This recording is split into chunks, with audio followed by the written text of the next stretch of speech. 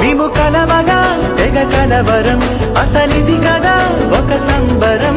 ఒక వరసలా కదిలిన క్షణం, ఇక తెలియదే ఒంటరితనం.